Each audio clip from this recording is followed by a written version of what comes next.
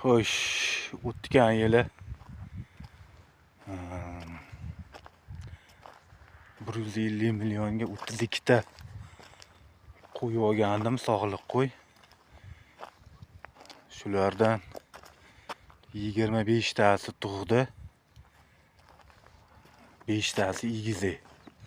30 ta qo'zi bo'ldi. Xudo xolasa yana 5 ta tug'adigani bor. 16 ta qo'zi qo'chqar, 14 ta sog'liq. Hozir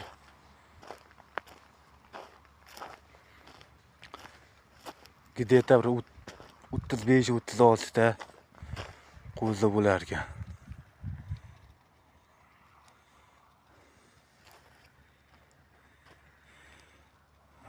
Pulimiz chiqargan xudo xolasa qo'zilarni kech noyabrga olib borib, xudo xolasa 5 milliondan sotamiz.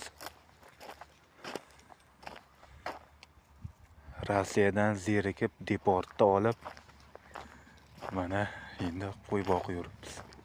Ilgari ham qo'y bilan shug'ullanganman, qo'y boqqanman. Shuning uchun yana qo'yga o'tgandik.